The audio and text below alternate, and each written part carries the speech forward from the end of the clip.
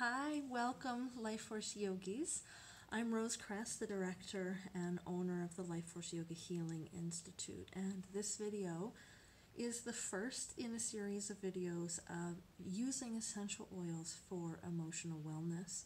So if you read the post about a multifaceted approach to wellness and essentially to treatment of our moods, you'll know that essential oils have an impact on the fight or flight part of the brain through the olfactory bulb, which has direct connections into that stress response part of the brain. So when we include things like smell in our wellness plan, it helps to keep that calm brain response online longer, which helps to keep the stress response part of the brain offline when it doesn't need to be. There are times when that part of the brain does need to be on, and it's important that that part of the brain is on when it's on. But the longer we can stay towards that calm brain response, we are more focused, we're more clear, we're able to respond, and we're less likely to react. And sometimes it's our reactions that get us into trouble. So that said, the oil that we're talking about today is bergamot. You're most familiar with bergamot in Earl Grey tea. It's a big part of the flavoring of Earl Grey tea. So I've got this bottle is filled with a little bit of bergamot and fractionated coconut oil, which just helps to dilute it for any kind of application. And I'm going to rub my hands together. I'm going to smell. And I'm going to apply a little bit to my hair so I can smell it. I also like to put it on my clothes, the neckline of my clothes, even on the back of my neck or behind my ears, so that I can smell it while we're talking about it. And if you have some bergamot, you can do the same. If you don't, check below for a link and you can get your own bergamot. So we're using doTERRA. I'm a big proponent of doTERRA for many reasons. The first is their co-impact sourcing, which I'm going to talk to you about in just a second. So bergamot oil is, its Latin name is Citrus bergamia, or bergamia. I don't speak Latin or Italian, as you'll find out in a moment. It is a hybrid of bitter orange and Persian citron. It was hybridized around 1,000 years ago, maybe a little less than that. The way we get the oil is it's cold pressed from the peel. So the peel of the bergamot is placed and then it's pressed and then the oil comes out. You've seen the essential oil of any citrus if you've ever peeled a fruit or if you've ever squeezed it and seen the fruit come out or the juice come out of the peel. That's the essential oil of citrus. They're abundant in citrus oils. So doTERRA sources its bergamot from Italy, and I'm going to butcher this, so bear with me, from Regia de Calabria. The co-impact sourcing ensures that the families in the area have work and an income after an economic downturn in the area that was forcing families that had been there for a long time out of the area. So doTERRA's got farms there for bergamot, and these farmers are now being paid to harvest bergamot for doTERRA and paid a living wage and a sustainable wage. And doTERRA's co-impact sourcing is about supporting people, supporting humans, and supporting the planet. And that is the number one reason that I buy doTERRA, is because of the co-impact sourcing. Number one reason. Second is quality. So the compounds of bergamot oil are limonene, linaloyl acetate, linalool, saponine, gamma-terpenine, and bergaptine. Limonene is like a flavoring in foods, and according to WebMD, it's used to make medicines. Linalool is also a flavoring agent, and then some of these other things there wasn't much information about. That's the hyper nerd part of essential oils, is the compounds. So according to this wonderful book called Emotions and Essential Oils, a reference guide for emotional healing, bergamot is the oil of self-acceptance. So it relieves feelings of despair, self-judgment, and low self-esteem. It's an invitation to see life with more optimism. It has a cleansing effect on stagnant feelings and limiting belief systems, and awakens the soul to hope and offers courage to share the inner self. So oil of self-acceptance, and self-acceptance with compassion is one of, according to Swami Kripalu, is one of the highest spiritual practices. So it's an important thing, important practice for self-acceptance. And so just simply smelling bergamot can help support you in finding self-acceptance. And then mental and emotional uses, according to this book, the Essential Guide to Aromatherapy and Vibrational Healing, by Margaret and Lembo. Again, link down below if you want to purchase. The mental uses, it's a palate cleanser for the mind, helps to clear fogginess, brings focus and clarity. So imagine using bergamot oil when you're doing your pranayama practice, your breathing practice, in the morning or any time during the day, especially when it's done with something like pulling prana or bellows breath. Emotionally, it raises feelings of joy and positive thoughts about yourself. A lot of us get stuck in that spiral of negative self-talk, and so bergamot may support you in some freeing self-talk, some positive self-talk. So 2 studies here that I pulled from PubMed.com, links again below, which PubMed is the National Institutes of Health website for peer-reviewed research studies. So the first one, bergamot essential oil inhalation improves positive feelings in the waiting room of a mental health treatment center. In this study, they had 57 participants.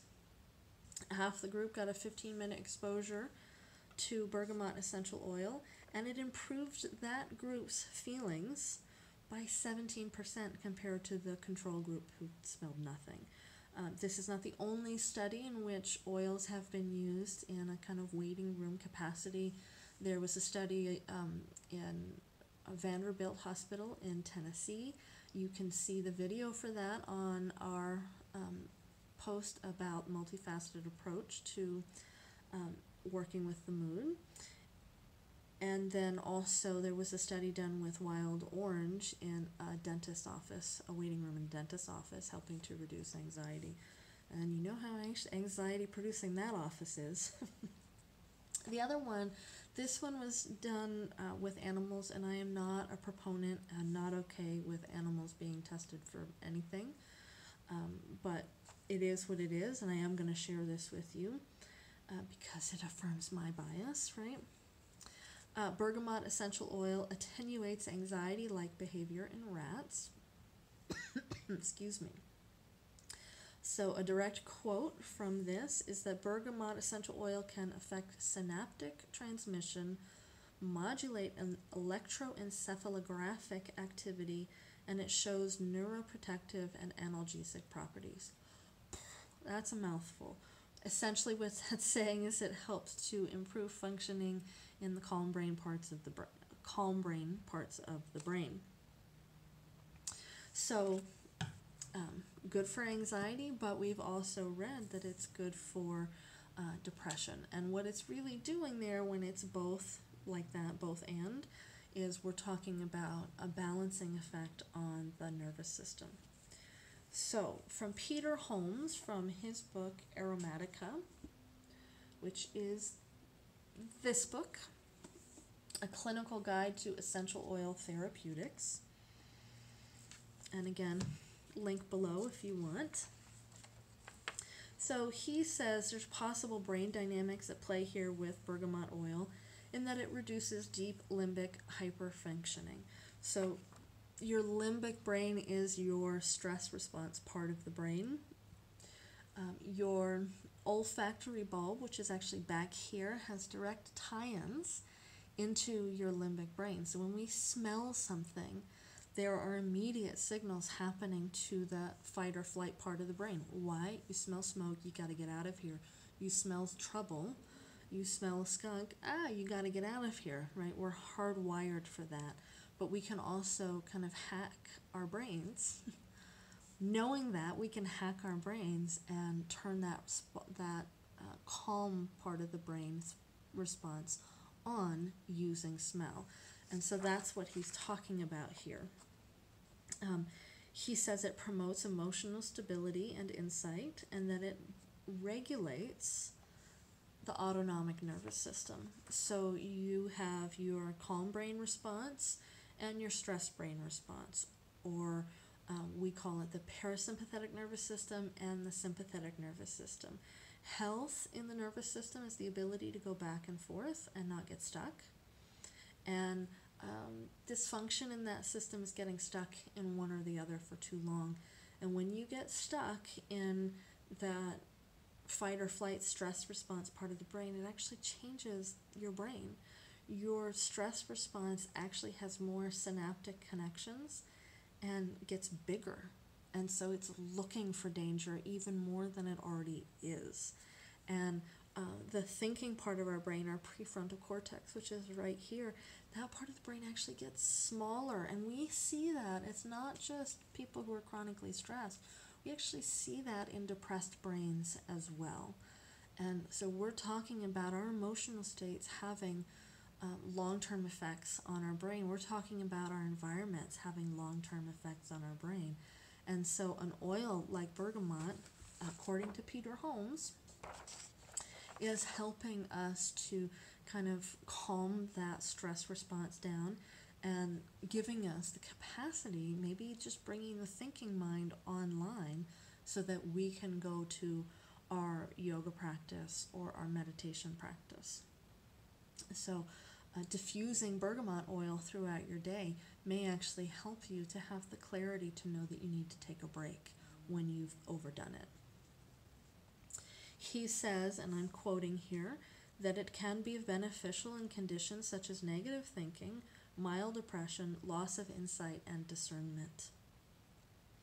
He also says, and this is a quote from somebody else named Polland, that it helps close the gap between mind, body, and emotions. And isn't this what we are doing in our yoga practice? Is we're trying to bring ourselves to an integrated whole. And why not use every tool at our disposal to come into that sense of integration? It also can help us let go of preconceived notions, fixed ideas, and ego-driven thoughts. And I'll leave you with this quote from Peter Holmes.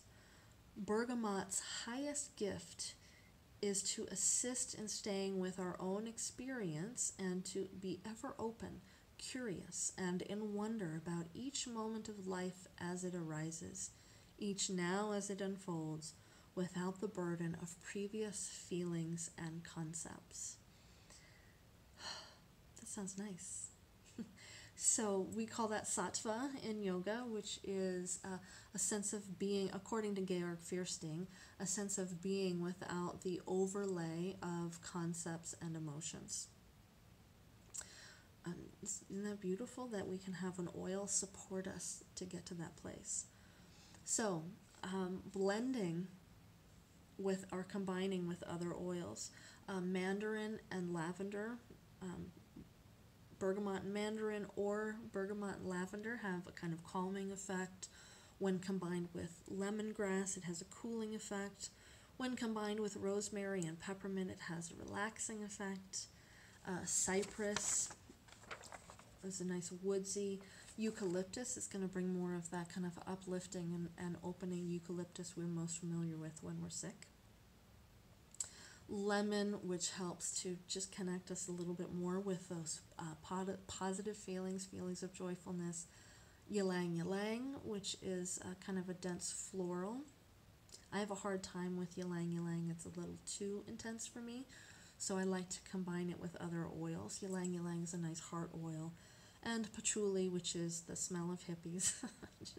just kidding, I'm not really, but patchouli is kind of intense. It's a resin, and so if you combine something like bergamot with patchouli, it might help to alleviate some of the intensity of patchouli.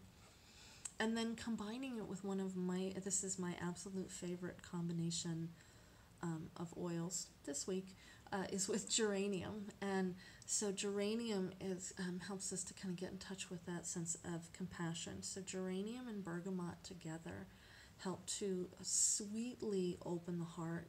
So it's that, again, that self-acceptance with that sense of compassion. So to mix those two together, you can put a drop of each in the palm of the hand, or you can mix it in another little bottle, a little roller bottle, with some fractionated coconut oil, which does not have a smell. You rub it in between the hands, smell it, you can rub it on the heart, you can place it on the soles of the feet. You can put those two together in a diffuser while you're doing some sweeter heart-opening practices. Together, they really cultivate this sense of sweetness and lightness and softness within the heart so that it can open in its own time. We're not forcing the heart open, we're inviting the heart to open. So how might you use bergamot in your daily life? Well, one, you can use diffuser. I have a number of diffusers, and I've got some really big, pretty diffusers. This is my travel diffuser. As you can see, it's nice and small. I actually bought it to go in the car with me, and I haven't had any really long car rides of late. So I actually use it when I'm going to teach the trainings. It also plugs into the computer. It's got a USB plug. So link for this one below, but this is a nice one. And when I'm traveling, I'm in different beds and different locations, and to help ease into sleep, having some sleep blends are really beautiful in the diffuser. Again, you can apply or have it diffusing while you're doing your yoga practice. My favorite way to I love using the oils in my yoga practice and when I'm doing hand gestures, right, as a part of my practice, but I also love the oils when I'm working. I've got my diffuser right next to me at my desk. I've got it going. It can help keep me focused. It can help me calm down and relaxed. There was a research study from, I think, about 3 years ago that said that when we're opening our emails, when we're reading our emails, we're not actually breathing. And there's a big lost opportunity for us to be breathing, but also that speaks to the stress response in our brains if we're holding our breath. So using an oil, diffusing while you're working, can help keep you nice and calm. That's my big use of essential oils is at work, and I work from home. It just, there's a lot to be done, so we need to focus on that. Your yoga practice, your sleep practice, and even at work, you might just apply. And a good rule of thumb is we don't always want to trigger the people around us with smells, but citrus oils in particular seem to trigger people a lot less because we're so used to smelling them, because every time you peel an orange, you've got the oil on your fingers and people around you can smell it. So just so you know, using those oils in more public places is not as triggering for people as, say, using something like a patchouli oil, which is really quite intense and makes some people not want to come close to you. So that's how you can use the oils, and that's how you can use our lovely friend here, bergamot, which we just learned all about. Now, I've got a link below where you can purchase bergamot oil, but if you would like to have an individual consultation about how to incorporate essential oils and which essential oils might work best for you, send us an email. You can send me an email, rose@yogafordepression.com, link below,